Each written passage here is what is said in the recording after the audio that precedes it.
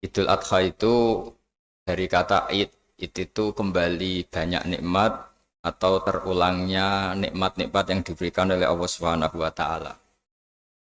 Kemudian Al-Adha ini banyak yang mengatakan terkait dengan ibadah penyembelihan kurban disebut Idul Adha atau Idul Kurban. Saya cerita sedikit tentang sejarah Idul Adha. Dulu ada seorang malaikat yang menjelma sebagai manusia dan beliau ini komunikasi dengan Nabi Ibrahim.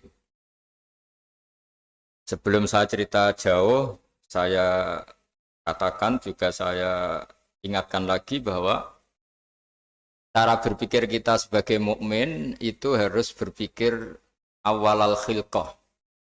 Awal kita dijadikan oleh Allah Ta'ala, yaitu Nabi Adam materinya dari tanah, nyatanya bisa jadi Nabi Adam. Kita dari sperma, nyatanya bisa jadi manusia. Dengan konstruksi yang sempurna. Dengan cara seperti ini, nanti bayangkan kekuasaan Allah yang tidak terbatas menjadi mudah.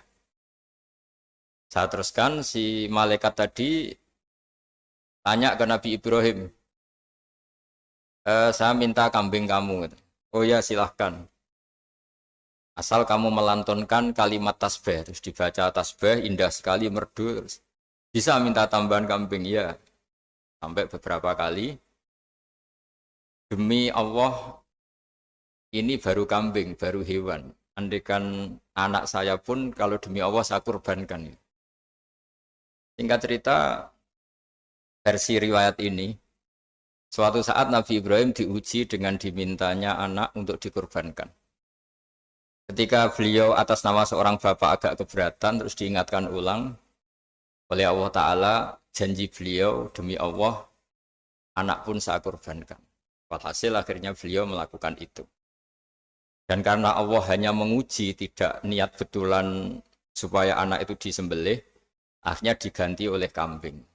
Jadilah tradisi kurban itu pakai kambing. Kemudian secara fikih ada padanan-padanan yang cukup menggantikan kambing, yaitu ada sapi, ada unta, dan seterusnya, dan seterusnya.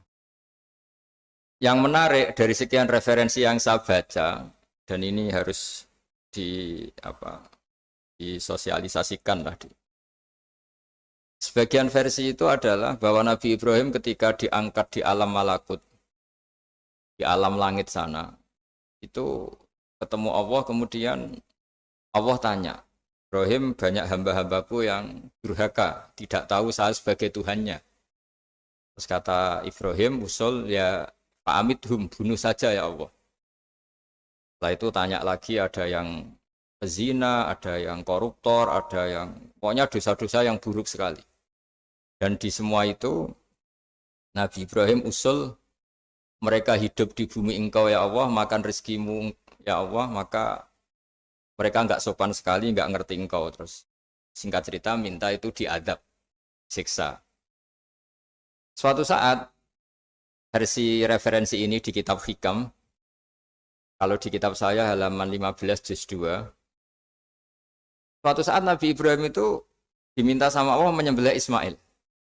Citra ini penting sekali. Setelah disuruh menyembelih Ismail, Nabi Ibrahim komplain. Ya Allah, ini anak saya, Samratu Fuadi, buah hati saya, kenapa engkau seenaknya minta saya sembelih? Gitu. Gak bisa ya Allah, ini Samratu Fuadi, buah hati saya. Terus kata Allah, orang-orang yang durhaka yang kamu usulkan supaya saya bunuh itu hamba saya menciptakan mereka, saya mencintai mereka, karena itu ciptaan saya. Anda enak saja usul saya matikan, saya bunuh. Sekarang ketika Anda usul, saya tidak mikir, kenapa ketika saya usul kamu mikir? Terus akhirnya Nabi Ibrahim mau oke ya Allah, terus setelah itu, terus semenjak itu Nabi Ibrahim itu begitu sayang sama hamba-hambanya Allah. Sehingga dari cerita yang paling masyhur, ketika Abu Bakar As-Siddiq begitu lemah lembut sama hamba-hamba Allah yang lain, Nabi Muhammad mensepadankan dalam hal ini sama Nabi Ibrahim, hati kamu sehalus Ibrahim. Yaitu Nabi Ibrahim, beliau akhir-akhir punya komitmen, faman tabi'ani fa innahu minni wa man asani fa innaka ghafurur rahim. Ya Allah, orang yang ikut sunnahku maka jelas bagian dari saya. Dan yang sedang durhaka, waman asoni, saya harapkan fa innaka ghafurur rahim. Engkau Maha Pengampun, Maha Penyayang. Semenjak itu menjadi sunnatan mutaba'ah bahwa agama ini agama rahmatan lil alamin, bahwa melihat kemungkaran, melihat kebodohan, ketimpangan, itu komitmen kita ini membenahin, bukan menghabisin. Melihat kesalahan, komitmen kita ini in uridu ilal islaha mastata'tu. Komitmen kita ini ingin lebih baik, bukan mengacaukan dunia ini. Semenjak itu terus syariat-syariat Islam disebut anit tabi millata Ibrahim Hanifah, bahwa kita mengikuti millahnya Ibrahim. Sebab itu kemudian setelah ini menjadi sunnatan mutaba'ah, bahkan banyak ulama yang berpendapat ketika Rasulullah SAW Mi'raj, itu dari sekian Nabi Ulul Azmi yang enggak ketemu itu Nabi Nuh. Nabi Nuh alaihissalam, padahal termasuk Nabi Ulul Azmi.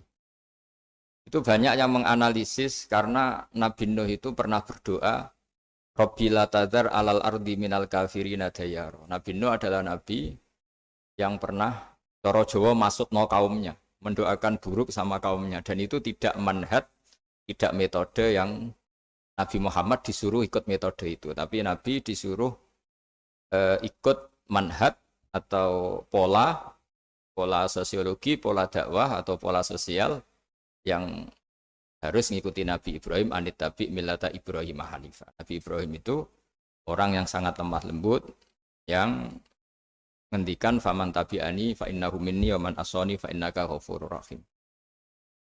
Sebab itu teman-teman yang di Kanada, yang di mana-mana, kita ngikuti status ilmu hakikat. Di ilmu manusia, negara ini milik Kanada, milik Amerika, milik Eropa misalnya, atau milik mana sajalah. Tapi di status ilmu hakikat, semua itu milik Allah. Sehingga di antara ciri khas Islam adalah, kalau dulu agama-agama lain harus salat di tempat peribadatan mereka, Islam mengatakan, ju'ilat lanal ardu kulluha masjidan. Semua bumi Allah itu masjid, tempat sujud. Sehingga orang Islam, fa'enama adrokatu sholat, kamu kapan saja ketemu waktu sholat, ya sholat. Semua bumi Allah itu tempat sujud. Sehingga suatu saat sahabat yang biasa siaha, biasa hidup di perantauan, Nabi memberi nasihat, al-bilad biladullah wal ibad ibadullah, fahaitsuma asabta khairan fa'akim. Semua negara itu milik Allah, semua hamba dimanapun juga hamba Allah. Kamu di mana saja mendapatkan kebaikan, ya silahkan berdomisili di situ. Saya pernah di Korea, itu asik karena itu yang orang-orang katanya teman-teman. Saya ini di rumah itu enggak kiai, Gus. Sering di sawah, sering di Tegal. Gara-gara di Korea jadi mufti gitu. Karena enggak ada kiainya gitu. Jadi orang-orang yang enggak jadi kiai di Jawa, mungkin kalau di luar Jawa atau di luar Indonesia malah jadi kiai gitu. Artinya gini, pentingnya jadi kiai bukan menjadi gagah, itu enggak, tapi begini. Dulu bawaannya rakyat itu kan kalau ke masjid komplain, ada masjid bocor, kayak ada keran yang kurang baik. Tapi kalau sudah jadi kiai itu tahu rasanya. Betapa nata masjid itu susah, ngelola masjid itu susah, nyari imam itu juga susah, melanggengkan jamaah juga susah. Jadi pentingnya jadi kiai itu bukan gagah-gagahan jadi imam, tapi bertanggung jawab atas proses yang berjalan. Jika dulu di antara nasihat bapak saya, bapak itu termasuk orang yang nggak suka sama orang tawadhu, orang yang sopan. Dulu saya juga iskal itu janggal. Kata bapak, wong tawadhu itu apik, orang sopan itu baik. Tapi biasanya itu cara orang menghindari tanggung jawab. Disuruh jadi kiai nggak mau. Tapi kalau ada kiai salah komplain itu. Disuruh jadi menteri nggak mau, kalau ada menteri salah komplain itu. Disuruh jadi apa nggak mau. Kesannya tawadhu, tapi sebenarnya hanya menghindari tanggung jawab. Disuruh pidato nggak mau, disuruh jadi MC nggak mau. Tapi kalau ada orang salah komplain. Jika kata bapak tawaduk itu baik, asal tawaduk betul. Tapi kebanyakan nggak, tawaduk itu menghindari tanggung jawab sambil cari salahnya orang lain. Nah ini yang tawaduk yang akhirnya kurang baik. Nah teruskan, jadi Nabi Ibrahim ini panutan yang luar biasa. Beliau adalah orang yang alami sekian proses sosial, yang akhirnya diakui sebagai Khalilur Rahman, orang yang sangat dicintai Allah Ta'ala. Di antara sebab dicintainya Nabi Ibrahim adalah seperti yang dialami Nabi Adam. Nabi Adam ketika turun di bumi, itu keresahan pertama itu bukan karena kurang makanan atau kurang minuman, itu enggak. Beliau turun di bumi, mendapati bangsa yang lain, kalau dalam kitab disebut Banul Jan.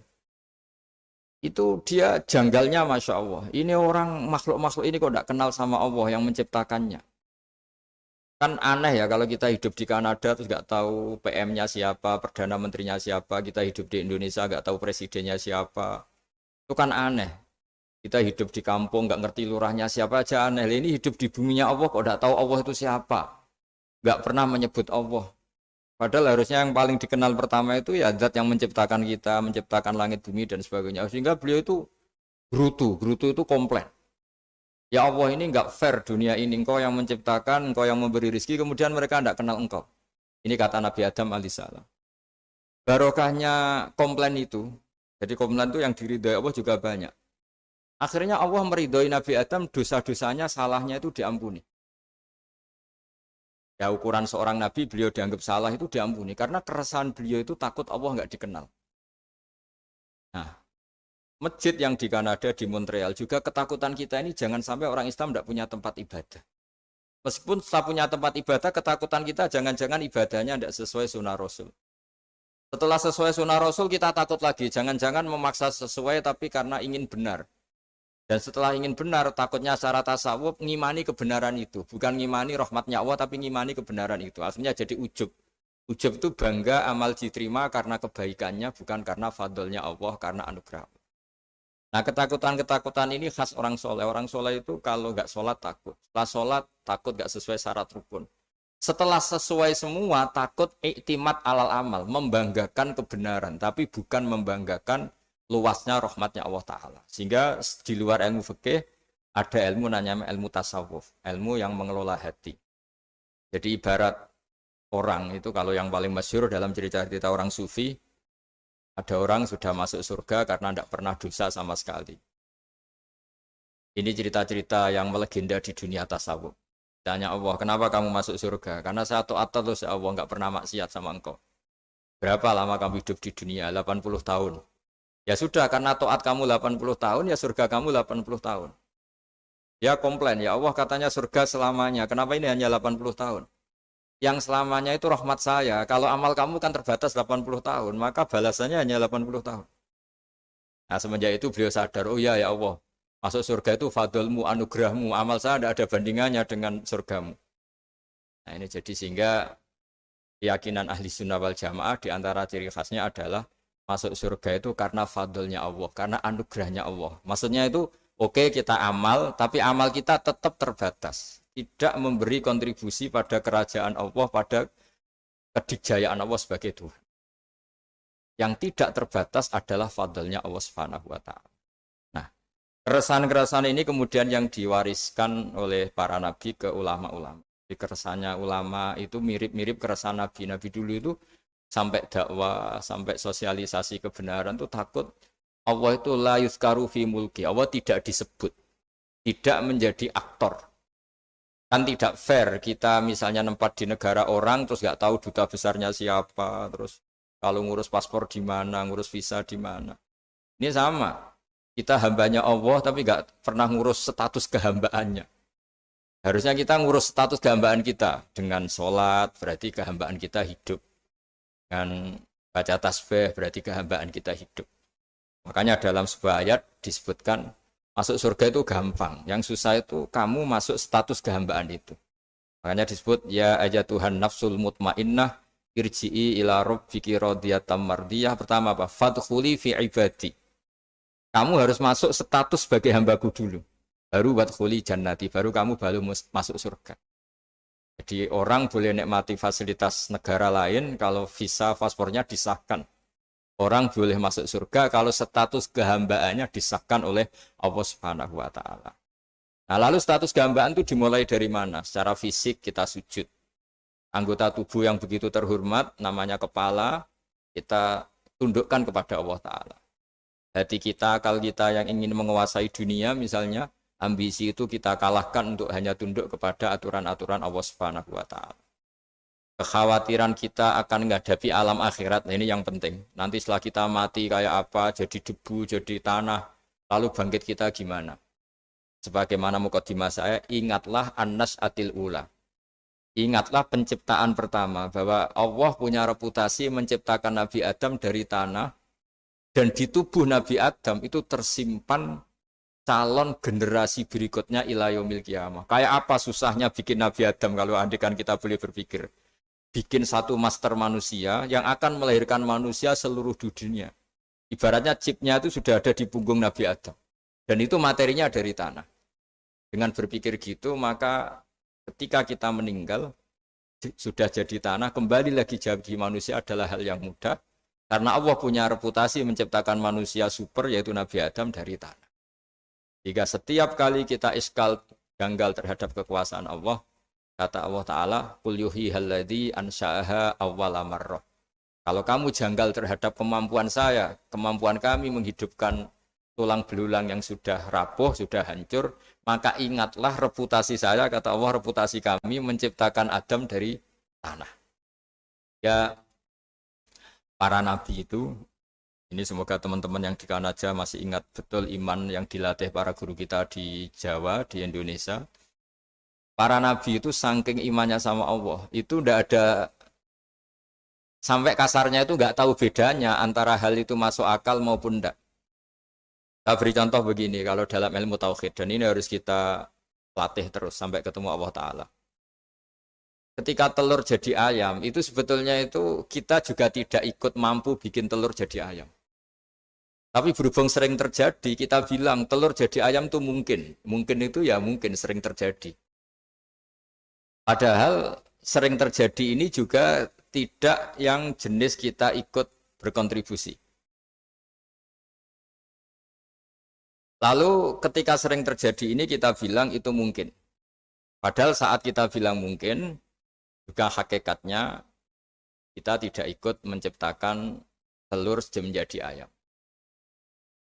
Lalu karena seringnya telur jadi ayam, kita bilang telur jadi ayam itu mungkin. Mungkin itu nggak muhal. Begitu juga bebijian, nanti jadi pohon besar yang rindang, yang berbuah, kita katakan mungkin. Kenapa kita katakan mungkin? Karena itu sering terjadi. Toh kita pun tidak ikut menciptakan biji jadi pohon besar, telur jadi ayam. Artinya apa? Zaman sesuatu itu sering terjadi, kita pun sebetulnya tidak pernah ikut menciptakan. Hanya menyaksikan sering, terus kita bilang itu mungkin. Tapi kita tidak memberi kontribusi sama sekali. Semua itu karena kudrohnya Allah, kemampuan Allah. Lalu ketika ada orang yang bilang, batu ini bisa melahirkan unta. Kita bilang, mohal, batu itu tidak mungkin melahirkan unta. Tapi kalau seorang nabi itu nggak tahu bedanya antara batu melahirkan unta dengan indukan unta melahirkan unta. Karena nabi-nabi itu makomnya sudah sangat tinggi. Ketika unta induk melahirkan unta juga tidak atas kemampuan unta induk. Unta induk tidak punya kemampuan menciptakan unta. Juga karena kudrohnya Allah Ta'ala. Jika kalau batu mengeluarkan unta juga mungkin kalau Allah menghendaki. Hingga ketika Nabi Soleh diminta kaumnya, apa bukti engkau Nabi? Tunjukkan ayat kalau engkau Nabi.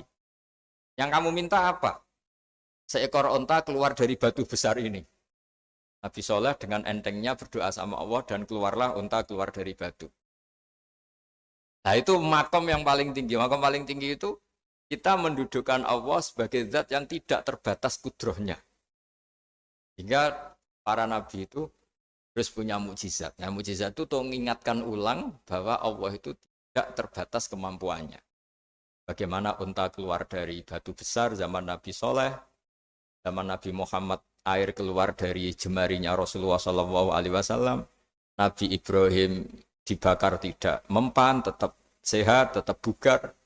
Karena semua ini sebagai bukti bahwa kudrohnya Allah tidak terbatas. Iman-iman seperti ini harus kita jaga. Apapun rasionalitas kita dan meskipun kita selalu rasional, tetap menyisakan iman bahwa kudroh Allah itu tidak terbatas. Sehingga ketika ada cerita kematian orang soleh itu ditangisi langit dan bumi, kita tidak usah iskal, tidak usah janggal. Masa bumi bisa menangis? Karena kita yang sekarang bisa nangis adalah materinya dari tanah. Materinya dari bumi. Terus iman ini kita jaga sehingga kalau kita yasinan, masih ingat, Allah kalau mengingatkan kudrohnya yang tidak terbatas, manusia disuruh ingat, Qul yuhyihalladzi ansha'aha awwala marrah. Kamu harus ingat bahwa Allah itu yang menghidupkan kamu menghidupkan semuanya ketika kamu belum menjadi seperti ini. Jadi intinya itu kita ingat meskipun telur itu lazim jadi ayam, tetap tidak karena kudrohnya ayam itu, tapi karena kudrohnya Allah. Indukan unta melahirkan anak unta juga bukan kemampuan indukan unta, karena ini juga makhluk yang lemah, tapi juga kemampuan Allah Subhanahu wa Ta'ala. Jika dengan demikian kita termasuk hamba Allah sesuai target yang diingatkan Allah. Falamma tabayyana lahu qala a'lamu annallaha ala kulli syai'in qadir. Hamba Allah yang baik adalah hamba ketika menyaksikan fenomena apapun, semua itu li ta'lamu annallaha ala kulli syai'in qadir wa annallaha qad ahata bi kulli syai'in ilma. Apapun di alam raya ini, semuanya itu bukti bahwa Allah ala kulli syai'in qadir, Allah kuasa dan Allah meliputi semua makhluknya dalam pandangannya, dalam pantauannya. Jadi saya mohon teman-teman yang di Montreal, yang di Kanada, juga di manapun harus ingat status hakikat bahwa al-bilad biladullah wal ibad ibadullah fahaitsu ma asabta khairan fa'akim. Negara hakikatnya milik Allah, semua hamba juga milik Allah. Di mana saja kamu berada dan menemukan kebaikan, silahkan hidup di situ. Tentu dengan sosialisasi yang baik, baik dengan non-muslim maupun dengan muslim. Karena Allah mengajarkan wa qulu linnasi husna. Ajaran Islam adalah rahmatan lil alamin, rahmat bagi semua. Tentu tidak henti-hentinya kita menjelaskan kebenaran yang diinginkan oleh Allah Subhanahu wa Ta'ala. Saya kira demikian karena saya juga ini di sini sudah malam. Jadi saya mohon maaf mungkin tidak bisa ikuti tanya jawab karena di sini sudah malam, apalagi tadi habis takziah saya karena ya ada mas saya yang sudah sepuh sekali wafat, terus tadi barusan datang, jadi mohon maaf tidak mengikuti acara mulai pertama. Tapi saya mohon ayat-ayat Quran yang saya terangkan tadi bahwa untuk mensifati Allah kudrohnya tidak terbatas. Ingatlah bahwa kita yang secerdas ini, yang sehebat ini, kita semua manusia yang cerdas begini, matanya bisa melihat, hatinya bisa merenung, otaknya bisa berpikir cerdas, itu dari materi tanah. Dan Allah mampu. Allah bisa bikin orang miliatan gini dari satu orang manusia namanya Nabi Adam. Kayak apa susahnya bikin konstruksi Nabi Adam kalau boleh dibahasakan. Dan itu Allah punya reputasi mampu. Dengan cara seperti itu kita akan gampang iman bahwa kita setelah meninggal dan menjadi tanah, ya sama seperti kita masih hidup. Zaman kita hidup ya tidak tahu cara kerja jantung kita, nafas kita, uratnya gimana, terus sistem tubuh. Meskipun ilmu medis ngerti mengurai itu, tapi itu saja hanya ngerti, tidak menciptakan. Yang menggerakkan jantung, organ tubuh kita tetap Allah Subhanahu wa Ta'ala. Dia yang Al-Fa'ilul Mukhtar, dia yang semuanya mengendalikan kita. Artinya zaman kita hidup pun sebenarnya kita yang tidak mengendalikan kita. Nafas kita ya dalam kendali Allah, ikhtiar kita dalam kendali Allah.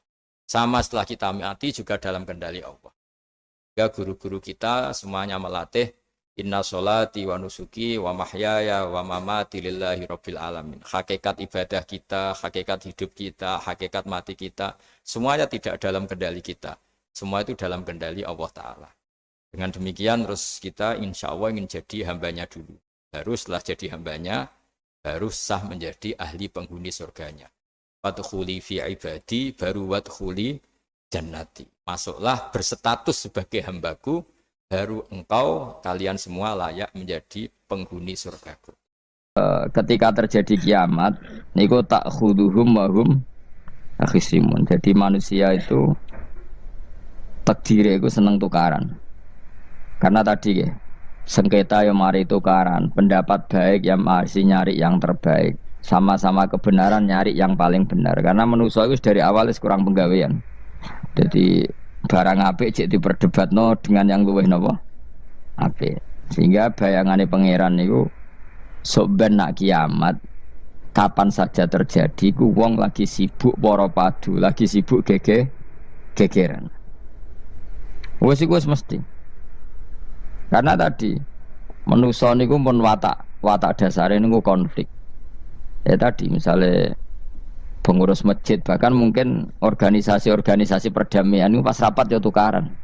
Padahal organisasi ini perdamaian. Nah, ya tapi pas rapat, lalu solusinya apa? Solusinya begini sih, tok debat gini. Padahal organisasi perdamaian, tapi ya tetap tukaran. Asal cek manusia itu tukaran. Uniknya lagi manusia itu kalau ingin damai juga harus punya alat untuk tukaran. Nah orang ya tidak. Makanya kalau nanti ngaji kitab dalam salah satu kitab ada makalah gini. Idza aradta as-sulha fasta'id dalil harbi. Kalau kamu ingin damai, maka siapkan alat perang sebanyak mungkin. Karena logikanya gini ya, kalau misalnya ada bajingan atau penjahat, dia punya bom, punya pedang, terus kamu sebagai orang soleh tidak punya apa-apa, bisa nggak bergening perdamaian? Kan nggak bisa. Mereka terpaksa damai karena kamu punya senjata yang imbang. Jadi kalau musuh kamu punya nuklir terus kayak nggak punya apa-apa, ayo damai wae. Kono kan rugi damai. Wong tak bom kena kok damai barangan gitu. Makanya kamu harus punya senjata yang imbang. Makanya dalam tafsir-tafsir itu diterangkan ketika Allah menyuruh kita wa'iddu lahum mastata'tum min quwwati wa min ribatil khaili turhibuna bi aduwallah. Kamu umat Islam harus menyediakan alat perang sebanyak mungkin.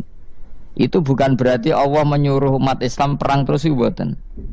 Dalam keadaan dunia yang banyak gesekan seperti ini, orang itu bisa damai justru kalau sama-sama punya senjata. Dan itu teori itu dipakai seluruh dunia. Segamane cara sing didelok wong akeh sing ora jare. Misalnya Amerika kan terkenal dikjaya, Korea Utara ben dirgani Amerika kudu gawe senjata sebanyak-banyaknya. Ya sudah seperti itu sudah teori yang dikatakan Quran. Mata dolim itu nak ora diimbangi ya mesti yang satu diinjak. Makanya dalam fikih Islam itu lucu. Fikih rodok jorok tapi gelem ra gelem kayak kudu setuju. Nek cara fikih itu kayak di bojo ayu celek. Nek ra gelem mbok kumpuli ra wajib mbok nafakoi. Jadi kono iso ngancam gak bukai dhuwit ra tak kei. Ajane rodok jorok fikih. Itu cara fikih memang gitu. Perempuan itu tidak wajib melayani suaminya jika tidak dikasih nafkah. Nah, lucunya fikih yang merovokasi sing lanang dan wong lanang ra wajib nafkahi nek ra dikai iku wis ora usah terangno iku opo. Jadi fikih itu karena ngikuti teori umum. Makanya Mbah Mun itu fikih kata beliau itu aku mbek fikih ini ra cocok. Aku ape omah tapi dagangan perkara itu. Tapi memang secara prosedur fikih gitu. Mana wong kere-kere itu pancen wis ora entuk jatah kelon karena ra iso nafkahi gitu. Itu cara fikih. Memang seperti itu. Karena kere kok pola, napa? Kere kok pola. Kalau nak kere kudu ganteng. Jadi orang entuk jatah sing wedok sing seneng lah itu ijek entuk jatah. Tapi nek wis kere elek ya wis nelongso perkarane memang. Jadi karena seorang istri wajib melayani suaminya jika tidak kodak nafkahi. Bahkan menurut fikih Islam itu boleh rafa. Jadi oleh rafanya hakim. Pak Hakim suami saya kere itu boleh. Dan itu bisa diceraikan oleh siapa? Hakim. Jadi rafa. Karena tadi manusia itu yakhisimun apa? Di mental konflik. Dan mental konflik itu tidak dihilangkan Allah sama sekali kecuali nanti setelah di surga. Makanya Allah ngendikan apa? Wa naza'na ma fi sudurihim min ghillin. Jadi sifat drengki, sifat hasud itu dihilangkan nanti setelah di surga. Artinya di dunia itu antar wong soleh ya mesti hasud.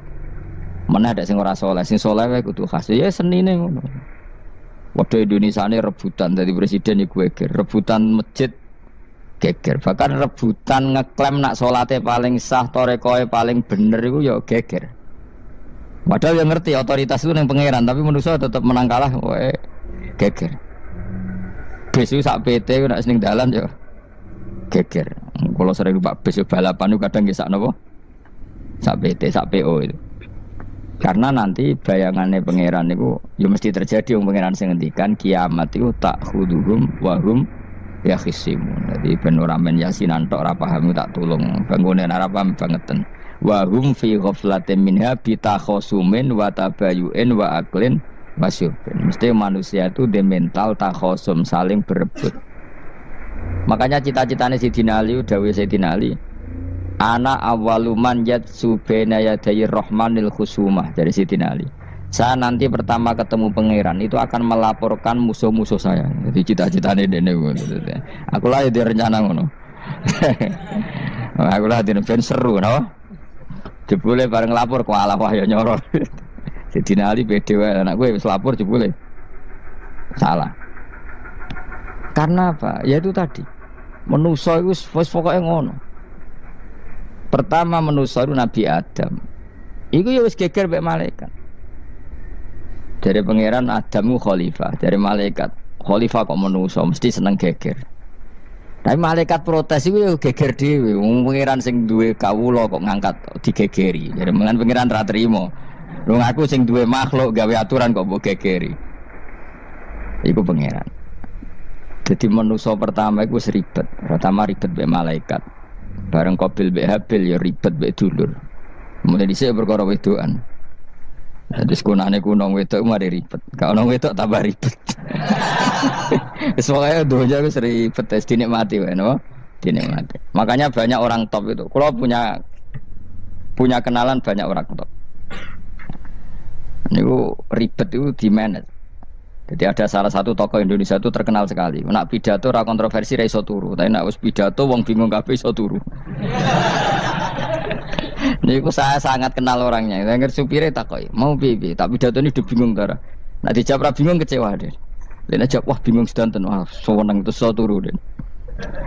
Karena memang konflik itu manusia tetap seperti itu. Jadi apa ya? Kebaikan pun makanya ada guyonan ini betul kisah nyata ini, tapi reputasi bernegaranya ini karena sensitif. Ada negara tertentu yang muadzin itu digaji 30 juta. Jadi orang Arab melarat ini muadzin tok itu 30 juta. Naiknya BMW. Imamnya itu digaji 70 juta. Hitung saja kalau 70 juta satu bulan satu sholat berapa? 70 dibagi 30. Kira-kira berapa satu hari ini? 2 juta, sekitar 2 juta 200 lah. Enggak kayak Indonesia, imamnya fakir-fakir terus muadzinnya fakir-fakir. Dikira itu satu prestasi negara itu karena mengapresiasi, menghormati muadzin dan jebule sing kiai Indonesia aja penak. Madikman ke salat terus. Maksudnya lah madikman ke salat terus lah ono gajine ngono. Akhirnya kecewa dong. Semenjak itu ora berani cerita prestasi negara itu pada Indonesia. Ya dia itu bangga negaranya itu menghormati imam sampai digaji, muadzin digaji. Terus dikirakan Indonesia dinya. Imam Indonesia kan fakir-fakir, kadang wis padasane elek imami dhewe, komat dhewe. Terus macam-macam lah. Nah. Tapi dekne gak ngerti nek Indonesia ku pinter tukaran, pinter debat. Oh, berarti ke sholat terus itu perkara ono gajine to ngono. Makanya imam di sana sergap-sergap karena kalau nggak ngimami dipotong gaji. Semenjak itu negara itu nggak pernah cerita prestasinya negaranya mengelola imam. Nah itu dunia-dunia kemarin geger. Saya sering debat sama banyak kiai karena itu. Gue setuju di masjid imami digaji sama ndak. Misalnya saya partai ikhlas, setuju ndak biar imami itu ikhlas. Ada yang partai realistis, mereka kan punya keluarga harus dibaji dong, kalau enggak kasihan. Partai realistis versus partai ikhlas. Menang mana coba? Menurut hukumnya Allah mungkin menang ikhlas, tapi partai realistis, mosok wong kok ngimami tok rantuk gaji. Artinya apa? Dalam kebenaran saja bisa diperdebatkan, apalagi barang bener baik batil. Karena manusia itu punya mental wahum yakhisimun. Ya sudah seperti ini. Makanya nanti benar-benar gak ada konflik itu di akhirat. Mulane akhirnya imam gak bangga. Ya surga ngimami mangsane hebat nek jebule mergo digaji. Mandekman ke salat terus wong ono gajine. Artinya salatnya orang Indonesia itu luar biasa. Imam-imam Indonesia tanpa gaji kok. Ya resikonya kadang mutung, itu kan gak masalah. Tapi ya gak masalah lah, tapi tetap ikhlas timbang napa? Gaji. Mana kula nu nggih bingung saiki hafid mulai digaji, ustaz digaji, kula nggih bingung ngerti takoki. Kula berkali-kali beberapa pemprov kan ingin mengapresiasi hafid dapat insentif terus ustaz. Kula ngerti takoki jenengan termasuk yang setuju apa enggak? Muni setuju iku kok didik uang kedonyan. Muni ra setuju hafid metu dhuwit kok ora oleh. Aku yang mendingin, wong alim reso mikir dunia, mending ngono aja. Itu yang tanya itu kadang gubernurnya tanya saya, bupatinya tanya saya, Gus di daerah mana-mana itu ustadz, guru madrasah itu dapat insentif. Cara jenengan Rembang setuju apa enggak? Aku jawabku yo ngelatih ustadz seneng duit yo ora apik. nentang ustaz untuk rezeki ku ya ora apik. Wong ustaz fakir ya akeh tenan. Nah, kula kan wong keramat, gak mati masalah cara orang untuk gaji. Tapi kan tidak semua orang keramat. Nah, kula wong keramat untuk gaji tetap gagal. Tapi rata-rata ustaz kan tidak keramat. Gak keramat bojone cerewet. Cek kumpul mertua. Ndak, kalau sampean misalnya jadi ndak, ini cerita Wakisimun. Seman setuju enggak kalau ada hafid itu dapat insentif? Ayo ngaco. Setuju ora? Lho kok setuju kabeh. Terus kowe seneng hafid itu di mental materialistik. Setuju ta? Ndak. Terus kowe setuju hafid ra duwe duit. Mungkin ya, jadi ngurusi agama. Jadi memang kebaikan saja bisa diperdebatkan. Makanya dulu kalau ulama, makanya ijtihad itu penting. Ulama dulu itu kalau gejolak-gejolokan itu dalam hal yang tidak mujma'alah, ya tentu dalam hal yang tidak apa mujma'alah, itu gejolak-gejolokannya itu nggak pernah selesai. Karena memang sesuatu itu pasti mirip ke sana, mirip kemari. Makanya disebut ra'yuna shawabun yahtamilul khata' wa ra'yuka khata'un yahtamilus shawab. Pendapat saya itu taruhannya benar dulu tapi ya mungkin salah, tapi pendapat Anda salah tapi mungkin benar karena mirip-mirip. Misalnya zaman sahabat itu sudah jadi perdebatan gini. Setelah Mekah ditaklukkan Rasulullah dan setelah Rasulullah wafat dan Islam sangat-sangat kuasa, bukan sekedar kuasa lagi, sangat kuasa. Paling enggak menguasai Mekah Madinah. Itu perdebatannya gini. Kita keluar Madinah apa enggak? Sebagian sahabat enggak, kita di Madinah, ini ardu Rasulillah, ini muhajaru Rasulillah, tempat yang dipakai hijrah Nabi. Kita keluar dari Mekah enggak usah. Sholat di Mekah itu fadilahnya sebagaimana 1000 sholat. Wah, debat gitu. Yang separuh enggak. Nguyai segoro itu apik ta ora? Mekah Madinah sekarang sudah jadi negara Islam, tapi banyak bumi lain yang belum ada Islam. Menyebarkan Islam itu penting, enggak penting. Efeknya meninggalkan Mekah Madinah. Hanya separuh sahabat yang meninggalkan Mekah Madinah. Mimbainihim itu orang-orang keren, Kak Sayyidina Ali. Sayyidina Ali akhirnya Sakan Al-Kufah. Dia hidup di mana? Kufah. Abu Darda hidup di Syam. Salman Al-Farisi hidup di Palestina. Karena dia milih pendapat kok nguyai segoro, sing wis sampai harus ditinggal. Akhirnya menyebarkan Islam kemana-mana. Termasuk barokahnya mazhab itu ada yang ke Cina, terus terdampar di Selat Malaka, terus ada yang ke Aceh. Makanya banyak yang berpendapat Islam masuk Indonesia ya era apa sahabat. Tapi kalau ditanya bagaimana hukumnya meninggalkan Mekah Madinah, ya buruk. Negara sebaik itu kok ditinggalkan. Tapi bagaimana hukumnya membiarkan bumi lain tanpa dai, ya buruk. Terus kayak jawabmu piye? Jadi dalam kebaikan saja ada perdebatan. Kayak gue lah misalnya, piye hukumnya dolan mbek kanca traktir ya apik. Piye hukume nraktir konco nganggo jatah belanjane bojo elek. Akhirnya jare wong lanang-lanang yono dhewe Gus ono jatah bojo atau jatah konco. Ora duwemu cukup nak ora. Ya itu udah semua manusia itu wahum yakhisimun. Makanya sampean kalau beda pendapat itu sing biasa wae. Aja kok wong saiki kan beda pendapat geger. Beda pendapat itu sudah fitrah. Enggak mungkin lah. Kita ada beda pendapat itu enggak mungkin. Di kampung-kampung kalau ada masjid speaker di mana-mana, saya sering ditanya, wadah yang progus, kandani nak adzan jo banter-banter, mengerameni tonggo. Nak niat sholat ora usah adzan nak teko. Bar. Sing sitok, yo ora kudu banter ben siar. Sing sitok mau sedemen dipisoi tok, mergo sing ora seneng malah mau misoi tok, sing wis seneng tanpa adzan pun yo tanpa adzan rame-rame, maksudnya wis salat ke milih ndi. Dulu tuh perdebatannya gitu. Abu Bakar nak wiridan yang masjid itu wirih banget, selirih-lirihnya. Umar nak wiridan bianter, tapi ranggusan sistem mung zaman itu, tapi banter aja. Tapi ngrameni lah, intinya ngrameni. Ketika Abu Bakar ditanya Rasulullah, ya Abu Bakrin, kenapa kamu melirihkan suara? Jadi saya itu malu sama Allah. Dia itu zat maha mendengar. Jadi saya mengeraskan suara itu malu. Kayak pangeran butuh suara keras saya. Umar ditanya, kenapa kamu terlalu keras? Umar jawabannya sederhana, bener-bener ngantuk. Makanya nggak ada satupun ulama yang mengatakan Umar itu afdhalu min Abi Bakar. Kok jawabannya yo kadang sederhana banget. Malahnya ijma' ahli sunnah itu Abu Bakar afdhalu min Umar. Kok nak delok jawabannya kok beneran ngantuk. Padahal jawabannya Abu Bakar. Kula nu izin kalian pangeran yang maha pendengar kok banter-banter. Rasulullah dalam banyak hal ya gitu, ketika banyak masalah itu sahabat dongo banter-banter. Nabi duka, innakum latatuna as-somma.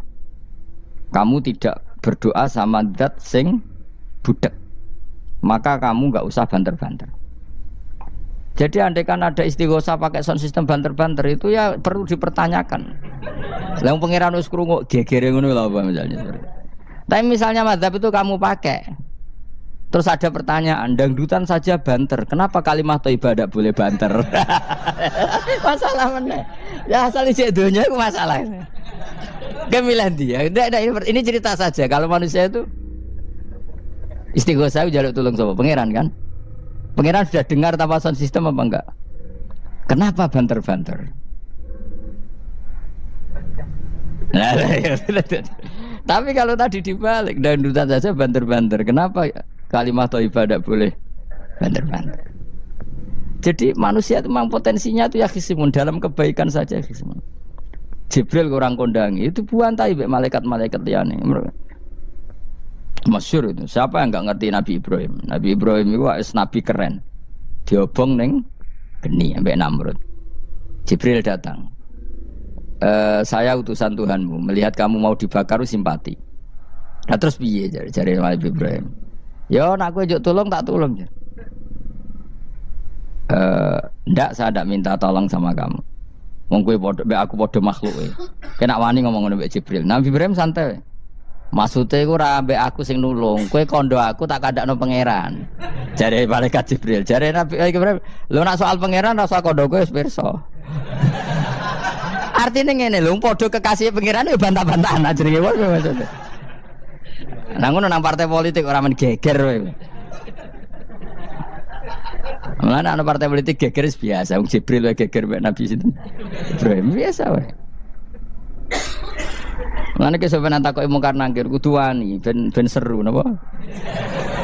Takoki marbuka, kula guru TPQ. Ngenyek wong guru TPQ jadi takoki marbuka. Sing mulang niku kula. Sampeyan ra tau mulang malah takok. Jelas. Malaikat.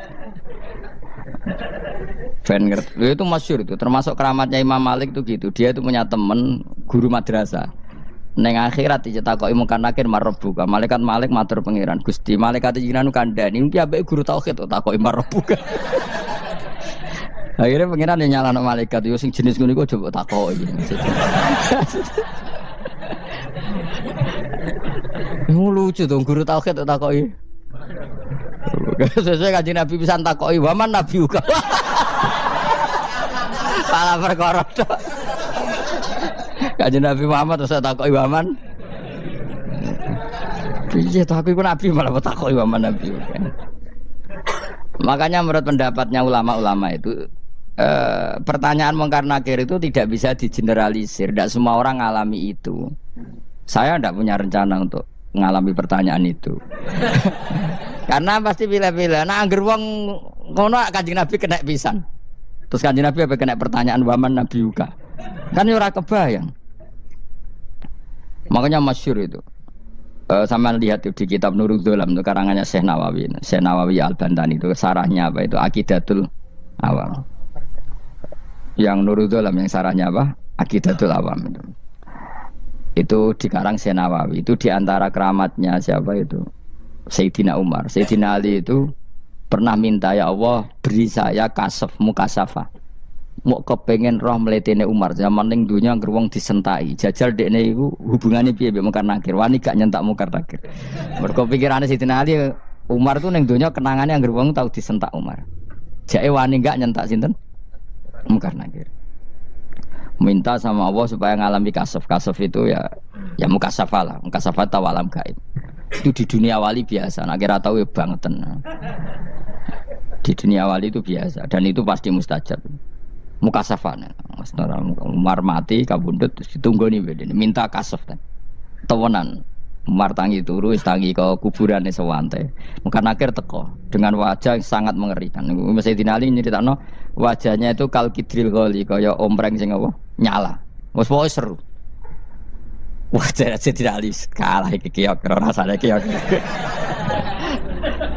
Ternyata apa? Buar mungkin akhir pacak kono Umar ngupatek. Kamu tahu ngedapi siapa kamu? Saya ini teman dekatnya kekasihnya Allah. Ada ini nggak ada Allah kancane. Kamu tahu saya ini siapa? Ana sohibu habibillah. Saya ini temannya kekasihnya Allah. Mungkin akhir mulai mikir, waduh, piye. Orang nyentak wes disentak sih. Ini bisa kamu pakai nanti. Weroh aku, wah aku biasa gue jalalan ngalor idul. Jebule jare mung kanak, jajal waca. Ya repot. Jawab ya, kan gowo tok ora kon maca. Kan mau gowo tok. Akhirnya karena nangis ning pangeran. Nangis Gusti, selama ini saya biasa nyentak, kenapa sekarang malah dibentak gitu. Terus kata Allah, ya sing sopan sithik iku konco. Semenjak iku mungkar nakir itu punya aturan. Ya ngene aturane, aja prosedur teman-teman, wae nek ketemu kekasihku aja garang teman-teman. Semenjak iku sudah ndak segarang itu. Terus dinali intine terus ternyata konsisten. Maksudnya Umar itu ning akhirat pun masih main sentak. Ya bagus lah konsisten, maksudnya apa? Bagus. Karena tadi manusia itu mempunyai mental wahum yakhisimun. Itu enggak bisa enggak. Sudahlah. Di perdebatan kebaikan, makanya rapat keluarga apa? Masih niate silaturahim wis tetep dolan ning dulur niate silaturahim bareng dulure rapati perhatian. Dolan ado-ado rapati rahab. Gremeng kan padahal niate silatur. Itu ada organisasi perdamaian, kira-kira di internalnya banyak konflik enggak? Banyak, padahal jenenge organisasi perdamaian. Coba itu bom-bom dari Amerika atau mana itu kalau ngebom negara tertentu kan karena negara ini apartheid atau apa. Tapi untuk damai juga ngelewati apa? Bom dulu. Untuk memaksa satu negara agak perang dia dipaksa dengan alat perang. Coba Indonesia dijajah Jepang, Jepang tuh mau pulang karena dipaksa sekutu. Jadi untuk damai saja dipaksa dengan alat perang itu dunia. Betapa ada idealnya dunia untuk damai saja harus perang dulu. Makanya idza aratta sulhan fasta'id dalil harbi. Kalau kamu ingin damai pun harus menyediakan alat perang. Karena kalau yang punya apa-apa pasti diinjak-injak. Ya sudah seperti itu, ini dunia semuanya nggak pernah sempurna. Apa damai harus perang, harus paling tidak punya alat perang. Karena mentalnya manusia itu wahum yakhisimun sampai pas kiamat itu cek wahum yakhisimun. Makanya ya sudah seperti itu. Tapi nanti insya Allah barokah kesolehan itu perdebatannya dalam kesolehan kayak yang dialami malaikat Jibril dan Nabi Sinten Ibrahim. Malaikat Jibril empati ya karena kekasihnya Allah dibakar. Ibrahim merasa dekat sama Allah, gak perlu perantara Nabi siapa? Malaikat siapa? Jibril. Itu bagus ya perdebatan dua orang soleh. Banyak lah Rasulullah dengan Jibril. Ya sering kadang-kadang debat, tapi perdebatan orang-orang soleh itu memang luar biasa. Coba debatnya Kiai Indonesia bagi negara sebelah sisi itu. Wah negara kami imam masjid itu digaji gini-gini. Niate pokrol coba jadi Kiai Indonesia. Mandek man ke sholat terus lah no gaji nih. Jadi akhirnya kan, yo malu tuh. Ternyata sholatnya terus itu karena apa? Gaji. Orang Indonesia tetap sholat tanpa gaji, tapi gerbangnya jalan terus. Loh ya saya sebagai kiai itu sering bingung kalau ditanya gitu. Saya sering kenal bupati, gubernur. Kalau sering tanya, Gus saya itu ingin mengkhidmati agama di Jawa Tengah atau Jawa Timur, ingin ngasih insentif sama guru Madin. Saya sebagai kiai kan juga bingung. Muni setuju gue didik uang material, muni rasa setuju. Mosok ustaz tapi untuk rezeki kok ditentang. Nah gue jenis setuju apa menolak? Ya Mustafa sing khusuk muni setuju. Wes bosan deh nabi melarat. Ayo setuju orang. Nah aku wong alim ana takdir Mas. Suara kena dipikir itu ya, suara kena dipikir. Ya karena tadi sudah wahum ya khisimun itu apa? Wahum ya khisimun. Ya sudah seperti itu. Mohon kalau terus nang. Wamtazil yauma ayyuhal mujrimun. O yaqulu lan dawuh sapa Allah taala. Imtazil yauma. Nggih niki oleh nafsir Imam Suyuti wamtazil yauma ayyuhal mujrimun terus wawune niku dilebokno lafaz yaqulu wa yaqulu. Tegese lan dawuh sapa Allah taala dawuh imtazil yauma. Imtazumi saw sira kabeh al yauma ing dalem iki dina ayyuhal mujrimuna he wong-wong sing dosa. Lan iki nunjukno nak zaman ning donya iku kancanan wong kafir sing ora harbi ki angsal. Mergo orang bener-bener terpisah dari wong kafir teng akhirat. Makanya ulama-ulama tidak mengharamkan misalnya ada mahasiswa Indonesia kuliah di Jerman atau gak apa-apa. Yang penting jaga imannya. Karena wajib terpisah mbek wong kafir iku nak wis teng akhirat imtazul yauma ayyuhal mujrimun infaridu adil mukminin intakhtilatihim bihim. Saat di akhirat benar-benar orang mukmin harus terpisah dari orang kafir karena alamatnya berbeda. Tapi kalau di dunia kan ada hajatil muamalah, ada hajat muamalah. Ya, tadi asal tidak harbi, ada asal kafir yang tidak musuhi kita. Karena ada hajat muamalat. Ya, ada hajat apa? Muamalat. Mau tidak mau. Misalnya kamu ya haji ya pakai pesawat bikinan Amerika. Orang Amerika bisa punya uang ya nak pesawatnya kepayon tinggal haji. Kalau enggak ya ada yang rental ya bangkrut. Ya, tapi kau nak misalnya ranggu pesawat sampai melaku. Ya asal di dunia itu pasti ada saling interaksi sosial. Paham ya?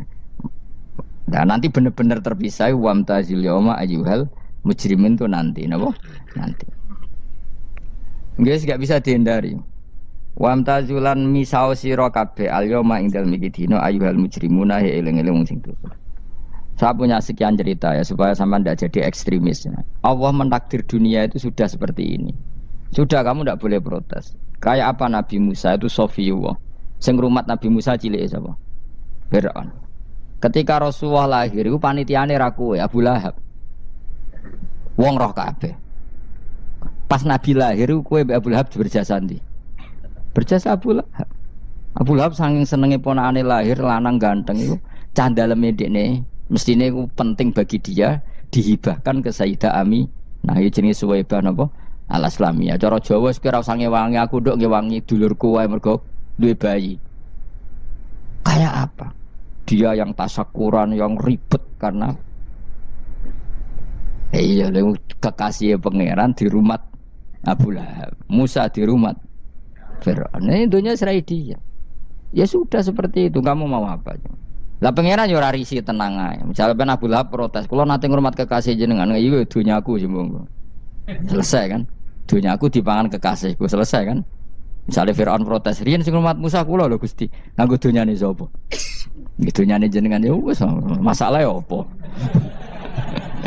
Pangeran santai wae wis. Tapi nak kowe ada bayangno wong saleh kudu steril ka wong kafir lah terus kowe gak tau maca sejarah. Wong Nabi Musa itu rumah Fir'aun. Lahirnya Kanjeng Nabi ini sing manitiani Abu Lahab. Yes ngono dunya biasa wae. Pokoke urip wis biasa wae. Maksudnya biasa wae penting saleh, di hati saleh, rezeki ya swinawos. Pokoke taluk wae pangeran, ora usah sok suci, ora usah sok bener dhewe biasa wae. Dunya wis kabeh kersane napa? Pangeran. Ya sudah seperti ini. Yang soleh kayak Sa'labah malah akhirnya su'ul khotimah. Padahal dulu disebut hamamatul masjid, tukang iktikaf. Gak tahu mulai ke masjid, tapi akhirnya su'ul khotimah. Wahsi sing mata ini kekasih Nabi, rupanya mata ini Hamzah ditakdir husnul khotimah. Makanya itu ya muqallibal qulub tsabbit qalbi ala dini. Kita tidak pernah tahu. Nah kenapa kalau saya ngaji PD, mereka aku muji pangeran, saya tidak pernah mikir awakku, tak penting awakku, penting muji pangeran. Ngaji itu artinya kan muji pangeran, muji ilmune pangeran, ya sudah selesai. Itu anak kowe donga iku mikir awakmu dhewe. Mulane donga mek ngaji ku derajate dhuwur ngaji, mergo ngaji muji pangeran, nak donga mikir awake dhewe. Makanya masyhur itu ada dua kelompok di masjid, yang satu diskusi halal haram, yang satu berdoa. Nah, terus Nabi keluar dari rumah berdiri sempat ragu, saya kemana? Akhirnya Nabi ngendikan mereka itu berdoa kalau Allah mengabulkan ya disembadani. Tapi mereka belajar halal haram. Itu perintahnya Allah, saya sebagai Nabi Terus akhirnya Nabi gabung kelompok sing belajar halal haram. Karena belajar halal haram artinya ingin menghidupkan hukumnya Allah Ta'ala. Tapi nak wong donga kepingine iku kabul kajate. Intine mikir awake dhewe. Makanya saya termasuk ulama yang jarang berdoa. Tapi ya berdoa tapi kadang-kadang. Nah kowe kan gak kontribusi ning agama rapati ya ndonga. Oh dasar murahan. Ya tapi piye mulang ya ora payu. Jadi kadang-kadang kula dibantah. Lah jenengan mulangi payu Gus. Lah kula ora payu, ndonga-ndonga ngono. Ya tapi aku ngerti pangeran ra bakal nyembadani barno ra wis. Pangeran ya paling wis tiga isidik ngono cukup. Kula termasuk orang yang enggak setuju ya kalau orang sholawatan terus berlebihan tapi khidmah ini Nabi kurang. Maksudnya gini loh, sholawatan berlebihan ya. Redaksi sholawat tentang Nabi itu kecil. Bukan sholawat jumlahnya enggak. Redaksi tentang Nabi itu kecil, sementara tentang keinginannya itu saya tidak suka. Saya suka sholawatan itu ya yang nyifati Nabi banyak, kemudian keinginannya kecil. Itu bagus. Kayak Ikhya itu loh, kayak Ikhya Abdul Hasan Asadili itu kalau dongo itu jaluke mung swidik paling baris paling terakhir. Misalnya gini, nahmaduka ya man huwa la ilaha illa anta ar-rahmanur rahim itu langsung in sampai nyifati Allah itu 99. Buar ngono nganti berkuras-kuras. Lagi terakhir mau njaluk donga sithik. Nah kowe kan enggak muni muji Allah mau basa-basi tok. Alhamdulillahirabbil alamin wassalatu wassalamu ala Muhammadin. Mau nggo syarat tok. Baru ke Allahumma inna nas'aluka nganti telung lari. Telung halaman. Tapi pas muji pangeran alhamdulillahirabbil alamin wassalatu wassalamu ala Muhammadin. Bariku terus donga njaluk mapan tolak buala. Yo aja. Mana jare pangeran muji kekasihku suwi dik dongane kecangkeman. Lah saya tuh gak suka jenis itu. Harusnya sholawatnya itu yang panjang. Maksudnya nyifati Nabi yang panjang. Baru mintanya sedikit. Itu bagus sih. Itu akhlak.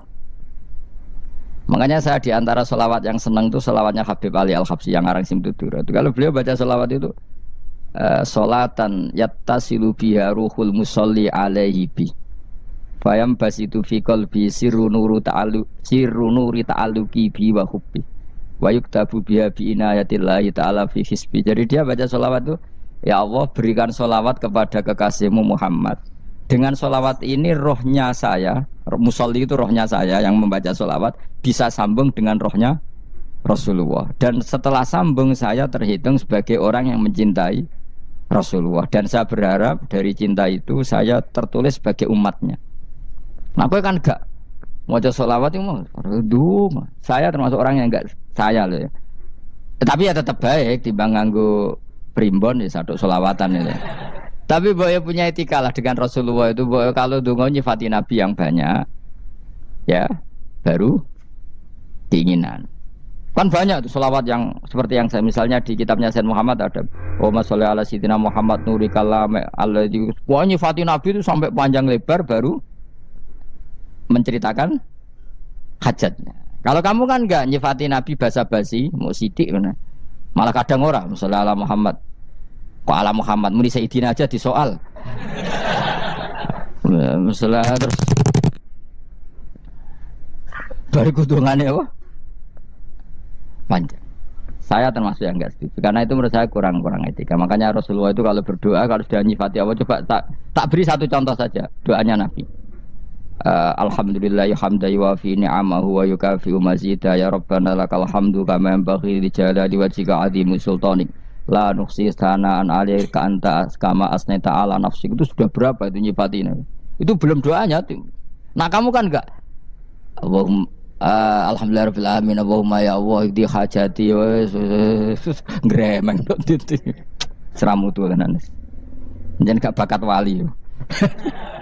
Nah cara kula iku sisih dene. Kula ya sering ngamini dongane wong ngono niku, tapi ning atiku amin itu maksudnya amin barno mawon Gusti. Dadi aku amin tapi amin kuwi barno mawon Gusti. Wong ora jelas ngono berarti. Jadi aku muni amin tapi amin barno maksudnya. Ya Allah barno amin ngono maksudnya. Jadi karena tadi setahu saya doanya para nabi, para wali itu memang seperti itu. Ya coba itulah doa tadi aja yang saya sebut itu berapa kalimatnya. Apa? Alhamdulillah hamda yuafi ni'amahu wa yukafi mazidah. Ya Rabbana lakal hamdu kama yanbaghi li jalali wajhika azimi sultani. La nuhsi sana'an 'alaika anta kama asnita 'ala. Enggak terhitung pujian saya kepada engkau sebanyak engkau memuji pada diri engkau sendiri. Allahumma inni a'udzu biridhoka min sakhatika fi mu'afatika min uqubatika wa bika minka. Allahumma sholli bi haqqi jabarutika wa bi khawfika. Kan panjang sekali doanya wali-wali itu, tapi semuanya mensifati Allah. Bahkan banyak yang kemudian lupa enggak doa. Coba haji, doa haji itu coba. Labbaik Allahumma labbaik la syarika lak innal hamda wa ni'mata laka wal mulka la syarika lak. Wa ni'mat itu kan labbaik, saya siap melaksanakan perintahmu ya Allah sa'dek. Engkau yang punya pujian, engkau la syarika lak kalau itu malah enggak ada, jarang malah ada doanya. Itu kalimatnya talbiyah semua. Allahumma antal azil akram itu sudah seperti itu. Karena tadi al-mu'min yashghaluhu sana 'ala Allah min ayyakuna li nafsihi dzakiran. Mukmin sejati adalah sibuk memuja Allah sampai lupa jatah dirinya sendiri. Nah, kowe kan gak mujine Allah basa-basi, dongane tenanan. Itu jadi makhluk aneh gitu. Jadi hubungan mbek pangeran itu wong aneh.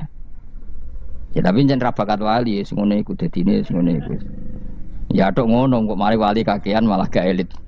Jadi tapi saya mohon itu di sholawat itu usahakan jumlah paling enggak jumlah sholawatnya banyak, doanya sedikit. Paling enggak misalnya kamu tidak punya kalimat yang apa baik ya mau sholawat ping 100 itu gak ada salah biar guling-gilingan apa kita menyebut kekasihnya Allah lebih banyak ketimbang kita menyebut hajat kita sendiri ya gitulah. Paling enggak punya etika seperti itu ya. Kalau kamu enggak punya segot-segot sing keren, bacalah sholawat berapa 100 terus cerita awam Gusti utang kula kathah. Mungkin ra jawab wis roh ngono saya.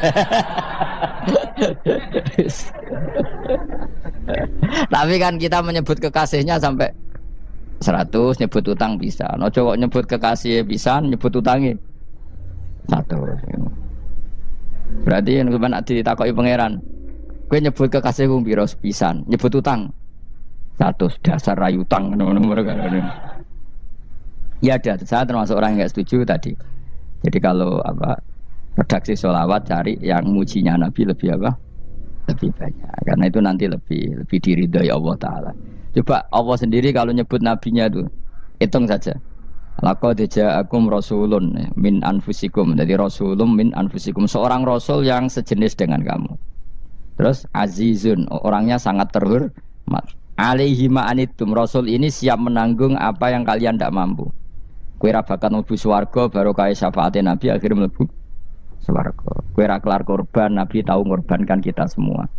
Dokha Rasulullah bikabsaini terus hada an ahli wa hada amman lam yudokhi min mati jenenge alihima anittum. Nabi menanggung apa yang kalian berat. Azizun, Nabi itu ali terus harisun alaikum, Nabi sangat berkomitmen menyelamatkan kalian. Haris itu keinginan yang berlebihan itu jenenge apa? Haris, kiai kuno namanya nih ngungseng, keinginan yang over. Nabi itu sangat berkeinginan kita ini maslahat. Terus bil mukminina raufur. Allah yang zat yang super saja kalau nyebut nabinya nyifati sebanyak itu. Ada ayat lagi misalnya, Rabbana wab'ats fihim rasulam minhum yatlu alaihim ayatika. Muhammad itu siapa? Seorang rasul yang membacakan ayat-ayat Allah. Wa yu'allimuhum, seorang rasul yang mengajari mereka Alkitab wal hikmah. Wa yuzakkihim, seorang rasul yang membersihkan akhlak-akhlak kita. Jadi artinya Allah punya tradisi kalau nyifati rasul itu banyak. Juga nyifati orang-orang sekeliling rasul. Makanya menurut saya mazhab Syiah itu enggak pas. Karena Allah kalau nyifati Rasulullah itu jika nyifati orang-orang di sekeliling Rasulullah, dan itu dengan pujian. Yaitu Muhammadur Rasulullah walladzina ma'ahu asyidda walal kufar ruhama'u bainahum tarahum ruk'an sujada yabtaguna fadlan minallahi warid wa nasimahum fi wujuhim min atharis sujud. Itu kan panjang sekali. Dan orang-orang sekeliling Muhammad adalah begini. Kayak apa Allah muji para ashabu Rasulillah? Masa kita ikut kelompok yang menghina ashabnya apa? Rasulillah. Makanya kita tetap mazhab ahli sunnah apa? Wal jamaah, yaitu mencintai semua sahabat. Karena Allah saja yang Tuhan mensifatinya dengan sehormat itu. Mensifati apa? Ashabu Rasulillah. Disifati orang-orang yang saling kasih sayang sama orang mukmin. Tarahum rukaan sujud dan komitmen hidupnya untuk rukuk dan sujud. Simahum fi wujuhim min asari sujud. Sudah asari sujud terus diterjemah nanti sensitif. Cuma setahu saya asar sujud itu nanti setelah di akhirat orang sering sujud itu jabahnya itu ada nurnya. Tapi kalau ada yang nafsirkan asari sujud itu warna tertentu ya semboy itu sensitif. Yang jelas asari sujud itu ya sudah seperti itu. Seneng kamu kok kasut. Kowe nyen provokator, nak ono apa ya? Ada hal yang begitu terus mau berlebihan. Teke ya khisimun.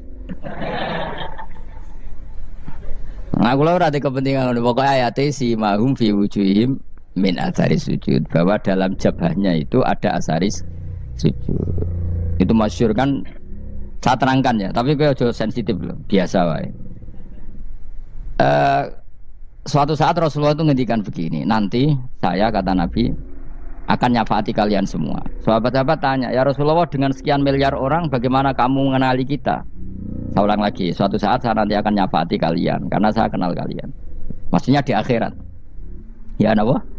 Di akhirat. Terus sahabat tanya, ya Rasulullah bagaimana engkau mengenali kita sementara nanti di akhirat bermiliar-miliar orang gitu. Terus Nabi ngendikan gini, jika kamu punya unta dengan tanda tertentu, saya ulang lagi, jika kamu punya unta punya tanda tertentu, dalam jidatnya ada begini, dalam tangannya ada gini, dalam kakinya ada gini, maka apa kamu bisa membedakan untamu dengan unta orang lain? Ya bisa ya Rasulullah, karena unta kita khas. Misalnya kaki depannya ada putihnya, kaki belakangnya ada putihnya, dalam baduknya ada putihnya. Terus kata Nabi, inna ummati yud'auna yaumal qiyamati hurran muhajjalin min asaril wudu. Nanti umatku nanti wajahnya juga bersinar, tangan kakinya juga bersinar. Jadi asar itu saya pastikan secara riwayat itu akhirat, maksudnya tentang akhirat. Tapi bahwa yang di dunia ada yang memulai asar itu nggih monggo mawon. Loh itu bagus kan, artinya ekspresi percepatan. Ndak apa-apa loh, daripada kok kowe ra jelas ngene iki. Maksudnya ya orang ngetok ya pancen jarang sujud tenan. Wis ora usah sensitif, tapi yang jelas ya nanti. Ya soben kiamat ruang samu. Nanti hisab itu nanti kalau hitung hanya sekitar 3 jam. Hisabnya sak dunia itu hanya sekitar, karena malaikat itu tidak kesulitan sama sekali. Tak warai ya. Ini enggak akan salah saya dalam hal ini karena riwayatnya sahihah. Kenapa hisab itu hanya butuh rubu'un nahar, 1/4 dari siang enggak? Anggap saja siang itu 6 jam atau 12 jam itu enggak aja terserah. Kalau 12 paruhnya kan 6 ya. Seperti 1/4-nya berarti 3. Itu gini. Jadi nanti di mahsyar itu kan yaumatab yadu wujuh wa taswaddu wujuh. Yaudah yang kafir itu kelap, hilang. Wajahnya, tubuhnya semuanya gelap. Yang mukmin itu semuanya terang. Jadi sudah yang tabyadu wujuh atas suatu wujuh otomatis terus nyingkap. Terus pergerakannya itu delala yang tabyadu wujuh itu ke kanan, yang taswadu wujuh ke kiri. Maka kamu jangan punya sinar yang kelap-kelip, nanti kena bego yang karena nggak jelas tadi. Maka kamu harus sinarnya yang sejelas-jelasnya. Ghurran muhajjalin min asaril. Bila perlu nur kamu sampai menembus langit saat itu. Makanya ketika orang mukmin sudah nurnya ada di muka, ada di tangan, masih ngendikan Rabbana atmim lana nurona, karena takut masih kena bigo tadi. Karena kalau hanya wudu tok, sikil tok kan, bayangkan di miliaran orang kan bisa agak kelihatan. Tapi kalau nurnya sampai nembus langit kan, itu siapa kok nurnya sampai, kan malaikat langsung tahu. Makanya hafal Quran, alim kan insya Allah nurnya itu. Sama zaman itu masih berdoa, Rabbana atmim lana, sempurnakan nur kami. Karena nanti identifikasi malaikat berdasar tadi, kalau ada nur berarti diletakkan ashabal yamin, kalau enggak ada nur ashabas shimal. Nah malaikat yang dibawa bigo itu kira-kira detail enggak? Dugaan saya kalau kelap-kelip pasti kena simal. Wah ini partai kiri mesti kan. Pemenang yang wudhunya mau dulet sirah tok sidik. Karena anak mazhab Syafi'i. Sebetulnya meskipun itu sah, sebaiknya kalau basuh sirah itu kabeh ben ora kelap. Mana aneh pepes terus dulat-dulet tok. Iku sok ben ya itu. Kelap-kelip.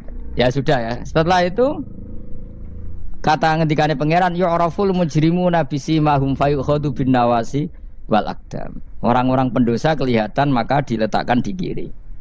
Nah sama yang orang-orang baik simahum fi wujuhim min asari sujud. Jadi ayat itu jelas tentang akhirat. Tapi kira usah terus provokasi. Seneng kamu kok ya khisimun. Maksudnya provokator gitu. Jadi nanti yang mukmin jelas nurnya. Lah nur ini nanti dengan kadar iman kamu, perilaku kamu. Ada yang kelap-kelip, ada yang... Nah yang kelap-kelip ini orang kena bigo itu tadi. Nanti setelah kena bigo ikut ashabi simal, yang kelap-kelip disortir lagi. Malaikat yang bagian detail kan ada nanti. Nah ini terus ditubir neraka. Yang kafir bener-bener neraka, yang ini ditubir neraka. Nah itu nanti ini yang ngel-ngelok Kanjeng Nabi digoleki ya ini tuh. Mana sakit Kanjeng Nabi, mana ono kiai soleh darani, nah iso soleh dhewe sakit Nabi mergo terus goleki endi umatku sing kelap-kelip gitu. Dicari disyafaati. Ya imma langsung dituruti Allah wa imma diumbasikne neraka. Ya terserah rencanamu piye kon aku kowe. Tapi yang jelas apa? Kiamat itu cepat sekali karena tadi ada identifikasi tadi. Makanya hanya cukup 3 jam karena tadi yang jelek kelihatan jelek, yang baik kelihatan baik. Makanya cepat. Ya araful mujrimuna bisimahum, orang pendosa dikenali lewat alamatnya yaitu taswaddu apa? Wujuh. Kalau orang baik dikenali lewat tabyadu wujuh. Nah terus setelah nyingkir, ini ngono tak warai kiamat. Setelah nyingkir itu faduri babenahum bisuril lahu bab. Setelah tersingkir tadi terus lalu ada pintu penghalang, pintu pemisah. Nah pintu pemisah tadi yang sisi kanan langsung jadi surga, yang sisi kiri jadi neraka. Itu disebut faduri babenahum bisuril lahu bab batinu fi rahmatu wa dhahiruhu min qibalihil adzab. Yang pintu arah kanan otomatis wilayah surga, yang pintu kiri otomatis wilayah neraka. Nah problemnya ketika penutupan pintu itu dah yang kelap-kelip itu katut kemana ini yang makanya kamu jangan malak partai yang apa kelap-kelip yang nggak jelas itu koalisi kemana ini.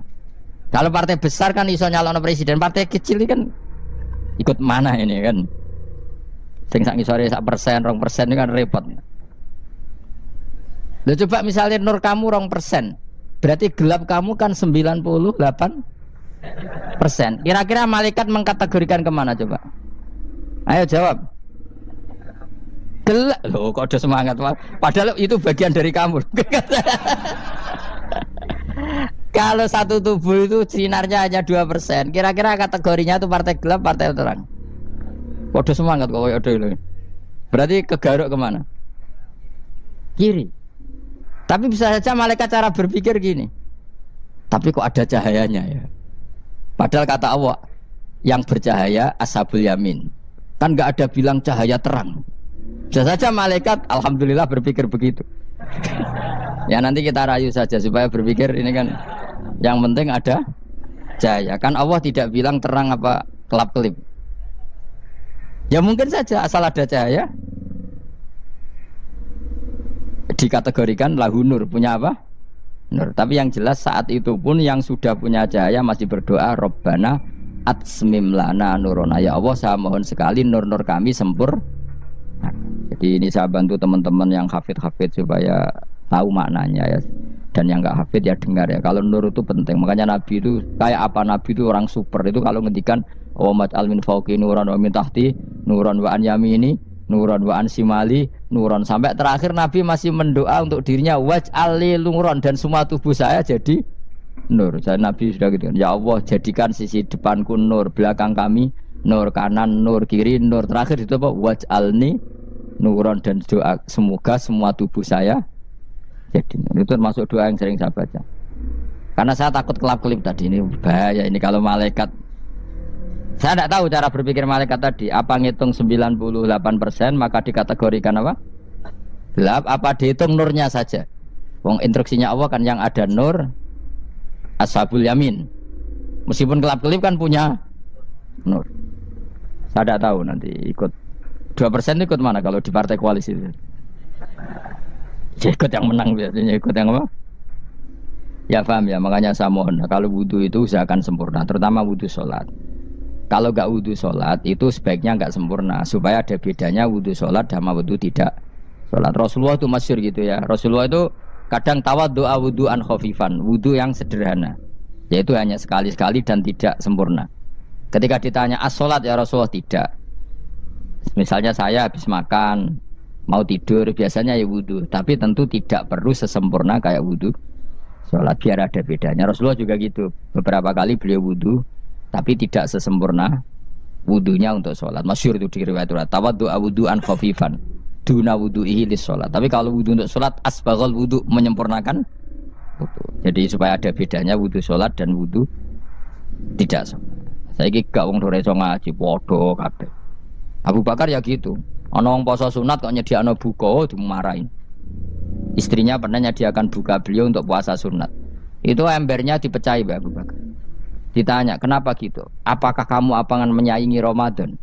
Jadi gak boleh memperlakukan puasa sunat kayak Ramadan. Ya biasa saja kalau puasa sunat kok wah ape buka kolak opo. Ramadane ya iri tuh. Ini gimana kok saya disaingi ini? Jadi kabeh itu ada proporsinya, ada apa? Makanya megang Quran ya wudu, megang wudu. Nah, kabeh gitaran terus wudu, pengiran tersinggung. Piye kok mencekel gitar wudu? Jadi enggak boleh kebaikan disaingi itu juga enggak boleh. Bapak gue sregep wudu sampai nyekel gitar. Ya, untuk Quran tersinggung, wah semen itu gak sembunyi kan. Malaikat panitia kan ya tersinggung. Kabeh itu kan ada proporsinya apa? Ada proporsinya. Itu hebatnya Rasulullah. Jadi kalau beliau wudu, bahkan wudu itu wudu li sholat sama tidak sholat itu, misalnya sholat sunat tuh kamu mampu ngadeg boleh nggak duduk? Boleh. Kalau sholat fardu nggak boleh, biar ada bedanya. Fardu itu spesial, nggak boleh, harus berdiri. Kalau sunat pun harus berdiri. Fardu tersinggung, piye sunat kok nyaingi aku kan gitu kayak. Ya makanya sholat fardu wajib berdiri ya. Sholat sunat boleh duduk meskipun mampu loh ya. Nggak boleh sama, sholat sunat pun harus berdiri. Berarti ada sunat menyaingi fardu. Ya jelas ya, jadi aturan main itu harus jelas. Nggak boleh, makanya Abu Bakar itu nggak mau kalau ada orang puasa sunat kemudian apa? Abdullah bin Mas'ud lebih parah. Dia itu tukang nyuwepeng orang yang selalu sholat duha. Makanya saya itu duha itu jarang, karena takut kena sweepingnya siapa? Abdullah bin Mas'ud. Itu ada orang khusyuk tiap hari duha disweping sama dia. Apakah kamu menjadikan sholat ini jadi fardu kok mbok lakoni bedino? Awas nampak lakoni bedino. Di era akhir duha dilakoni bedino. Perkara ini butuh duit. Itu kalau zaman Abdul Mas'ud kena sweeping apa? Karena berarti menandingi fardu. Yes, ora usah anut ilmu ku bahaya itu di sensitif. Cuma ini kan ilmu tetap tak utarakan biar kamu tahu, enggak boleh fardu disaingi itu enggak. Coba kan banyak ketentuannya tadi. Contoh paling gampang itu apa? Kalau sholat fardu boleh, enggak boleh apa? Duduk. Sholat sunat boleh duduk. Sholat sunat boleh di kendaraan sesuai jalannya kendaraan. Ainama tawajjahat bi rohilatu. Kalau sholat fardu, kalau kamu naik unta harus turun untuk memastikan di kiblat. Jadi banyak sholat sunat kamu dalam keadaan najis sudah tidak boleh dilakukan. Kalau sholat fardu, karena saking pentingnya fardu, meskipun dalam keadaan najis ya menemukan alat sesuci harus tetap sholat. Jenenge sholat dihormatil waktu. Karena nggak boleh fardu ditinggalkan. Meskipun nanti harus iadah. Karena nggak boleh mengalahkan fardu meskipun itu oleh najis. Jadi misalnya kamu pergi hanya bawa satu celana, kemudian di terminal atau apa kena najis, kena uyah sampean misalnya, kamu harus tetap wudu dan sholat. Karena nggak boleh fardu ditinggalkan. Meskipun nanti harus iadah. Karena sholat kamu tidak sempurna. Dalam keadaan celana kamu najis, boleh nggak sholat sunat? Oh nggak boleh. Karena kalau fardu itu darurat, memang sesuatu yang harus, maka dilakukan. Tapi kalau kamu dalam keadaan nggak suci, nggak boleh melakukan sholat apa? Sunat. Karena fardu itu spesial apa? Spesial. Bukan kalau terus nanya. Wamtazil yauma ayyuhal mujrimun. Ya, jadi orang mujrimun harus terpisah dari orang apa? Mukmin. Dan yang keharusan itu ketika di surga. Tapi kalau di dunia ya boleh muamalah boleh. Ya muamalah yang halal maksudnya. Infaridu tegese misao sira kabeh ana mukminin sing pira-pira mukmin intakhtilatihim. Nalikane campure kufar utawa al mujrimin bihi kelan al mukminin. Atau rujuke mbok walik mboten napa. Maksudnya rujuke diwalik iki sami intakhtilatihim mukminin bihi kelan kufar atau kufar ning mukminin. Alam ahad ilaikum ya bani Adam. Alam ahad ana ta ora merentano ingsun ilaikum maring sira kabeh. Amurkum tegese ana ta ora merentano ingsun kum ing sira kabeh ya bani Adam ya bani Adam. Ala lisani rusuli ing atase lisane para utusan-utusan ingsun. Bukankah saya telah merintahkan kamu wahai bani Adam Allah tak butuh setan. Yen ta ora menghamba sira kabeh asyaiton ing setan.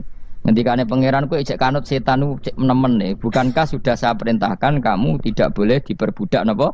Setan. Maknane la tutiu tegese aja taat sira kabeh ing setan. Inna sak temene setan laku maring sira kabeh aduun musuh mubinun kang jelas. Bayinul adawati banget musuhane.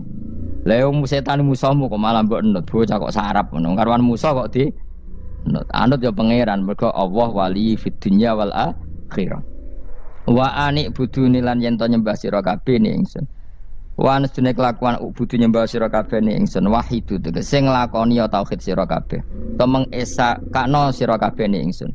Wa ati ulan taat sira kabeh ni ingsun. Harusnya kita hanya ibadah ning Allah Subhanahu wa taala karena Dia yang menciptakan kita, tempat kita kembali. Setan itu tidak siapa-siapa. Makhluk yang hina, yang lemah. Kok kowe malah taat. Taat ya ning gone zat sing super, sing gawe kita, sing memberi rezeki kita dan zat yang kita kembali. Hadza utawi iki maksudane taat ning Allah taala.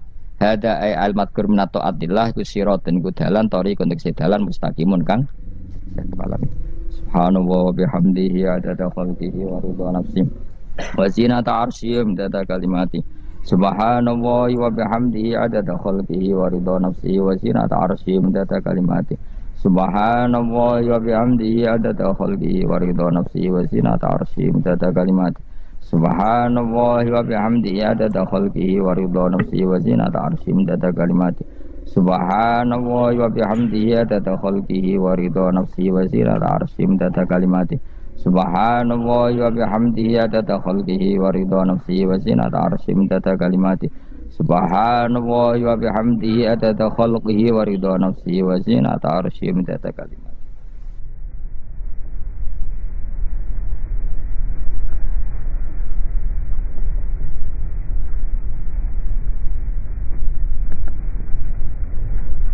Izal tabasa alaika amroni fangzur asqalahuma ala nafsi fattabi'u fa innahu la yaqulu 'alaiha illa ma kana haqqan. Izal tabasa nalikane jumbuh. Izal tabasa nalikane jumbuh nalikane ora jelas, iltibas ora jelas. Izal tabasa nalikane ora jelas alaika ing atase sira apa amroni apa perkara loro. Iki tak lakoni apa ora ya iki tak lakoni apa ora. Fangzur. Jadi ada dua hal yang sama-sama baik. Kowe ra roh sing apik iki. Fangzur mongko ningalono sira. Atqalahuma ing luwih berat-berate amro ini. Luwih berat ala nafsi ing atase awak-awak. Ing atase nafsu. Nah ana dua hal sing jumbuh ning kowe, lakoni sing paling berat. Jadi misalnya kabeh sedekah ta ora ya sedekah ta ora. Nah paling berat sedekah ke sedekah. Tapi ketika perbandingane ana ora sedekah isin didelok wong akeh. Nang ngono rasa sedekah, tapi aku isin. Ternyata paling berat iku kowe isin, ya rasa sedekah. Perkane jelas motifmu riya. Tapi nak sedekah ndak. Kok motif medhit? Sedekah. Berarti dengan sedekah ke nglawan medhit. Tapi nak sedekah ora motif riya, atau ora sedekah mergo motif riya. Pokoke ngoten nggih pokoke lawan ngambil sing sikap paling napa berat kanggo nafsu. Lah mergo anggere sing nyotoki nafsu iku berarti elek. Sing nentang nafsu berarti apik. Jadi misale wae nggih. Sedekah ora, tapi nafsu kan seneng medhit. Berarti sedekah, berarti ada sedekah nglawan medhit. Tapi nak sedekah ora, wah nek ora sedekah isin didelok wong akeh. Berarti nafsu kan mendukung riya kan? Ya rasa sedekah karena tadi nafsunya mengajak nomor riya. Wes ngoten iki. Izal tabasa nalikane dadi jumbo alika ing atase sira apa amrone apa perkara loro. Sanggir mongko angen-angen sira to delok sira afqala rumah ing luwih berat-berate amro ini ala nafsi ing atase nafsu.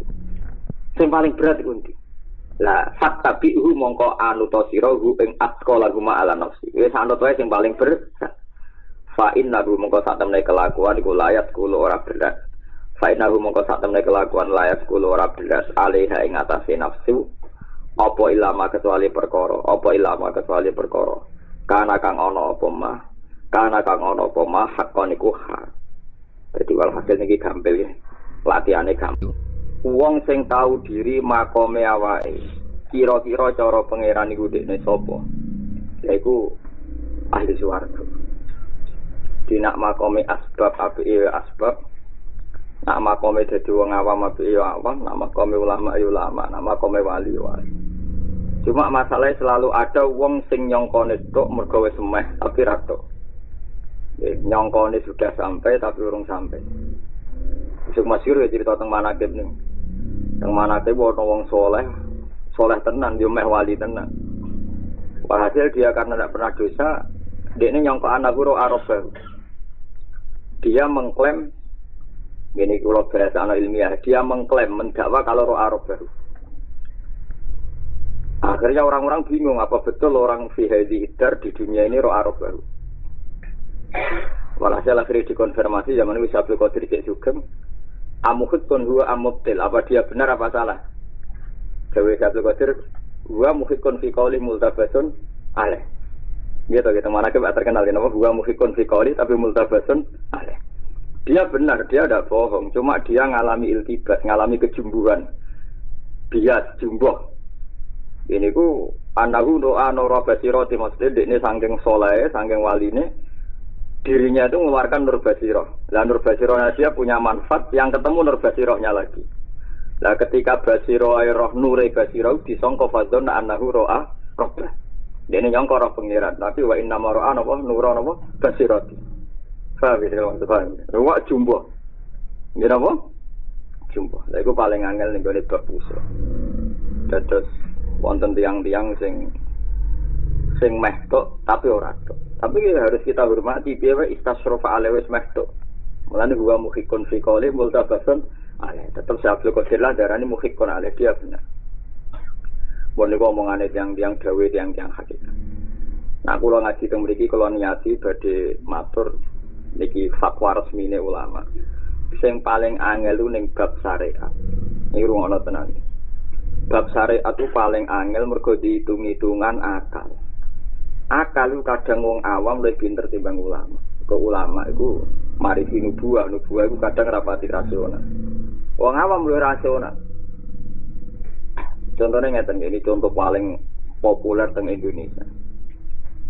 Nak ono ulama utawa wong awam atau siapa saja, PD rodok merusak gereja ning Jawa. Alasannya jihad. Itu pertanyaannya jihad atau mergo mayoritas. Nah itu multabasun alaih.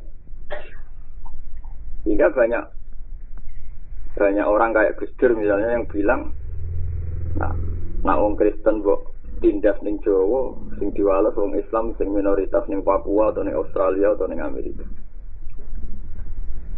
Sing sitok ora wong Islam kudu ketok kuat, wong ning Jawa kuat. Akhirnya itu. Padahal kok sing ning luar Jawa dipletet perkara napa? Minoritas. Nah, paling angel ning bab itu. Kowe percaya hukum sebab akibat yo apik, artine toleransi mbek non muslim. Tapi ora kok niati takzim mbek non muslim, tapi niati umat Islam sing posisine minoritas di berbagai Iwala niki sing ditut para kiai. Kiai alim rata-rata nggih ngoten praktek. Cara kula bapak iku mbek preman nggih hormat. Riyen Pak Khudori Tegalrejo mbek preman nggih hormat. Perkarane nek premane hormat gak ganggu santri. Geng-geng ning Jawa Timur nek mbek santri tetep sungkan ganggu beda santri tetep sungkan. Ono bapak ajilah beda sungkan. Kok regane kiai ini ku akrab. Nek dihitung-hitungan nek preman dipareki diapii ora ganggu santri. Ya tapi sebagian ahli fikih ora wong kok takzim mbek preman, wong kok saleh kok takzim wong napa? Lah ngoten niku multabas. Maksudnya iki cerita ning bab syariat paling akar apa iltibas. Aku paling angel ning bab fikih paling angel. Faham mane napa? Makom fikih utawi makom hakikat sami mawon tetep wonten iltibas. Kalau sering digugat tiang-tiang bagus lah ngoten sing hukum jelasé sepundi. Apik ngapiki non muslim atau preman duwe perhitungan kados wae napa ngeduwi. Ya ora ana hukume, hukum ora jelas. Yang sing duwe Islam nek hukum ora jelas. Kanjeng Nabi nak dawuh al halalu bayyinun tapi wal haram Tapi ana wabe naguma umurun mustabiha. Dadi nganti mati ila yaumil kiamah mesti ana umurun tapi barang-barang sing mirip-mirip bener, mirip-mirip salah. Ini yang saya alami berkali-kali dan saya mubasyarah berkali-kali. Ana kiai istiqomah ngami masjid. Mati tuwek meh mati. Anake nakal-nakal, sowan kula nangis. Kula niku dosa napa? Kowe ora tau izin, ora tau nakal, anak kula nakal. Jadi, aku yo jenengan istiqomahan, Mbah. Istiqomah dhewe pangeran, dhewe guru-guru kok masalah. Gara-gara jenengan istiqomah, alumni pondok sak di ora ono sing imam masjid, kok pek dhewe. Istiqomah ambek ngrungkepi utawa ambek nguasai iku yo mirip. Nah, jadi kiai iku ora pati istiqomah ya, Mbak. Dadi wong liya dadi peluang gede dalam. Astagfirullah. Sangen-angen iki. Alumni pondok sakmono iki ora ono sing dadi imam masjid gara-gara ndekne napa? Istiqomah. Mulai mikir. Wis iki sekolah laran sakit ya pun terus muton ngoten Pak. Cerita. Lha iku paling angel, lumayan nyata. Wis saiki satu pondok, satu kampung. Mesti ana Bani Hasyim, Bani Muthalib sing wis mapan jadi pemimpin di situ. Ana wong kelas kedua sing ngedelakno kiai wis mondok Lirboyo, mondok Sarang, mondok Tegalrejo. Kadang mondok jadi ketua pondok, ketua ma'arif macam. Tapi sekali mulai kan ngadepi masjid itu bingung. Jenenge santri karepe ya kepen itikaf, tapi semakin itikaf darahnya ambisi. Ya angel to ngoten. Lha iku kudu kiai-kiai sing kures-kures kudu tahu diri. Oh, ayo aja gali istiqomah terus menutup peluang ya. Akhirnya kok Rukin ora iso dadi imam kan faktor mergo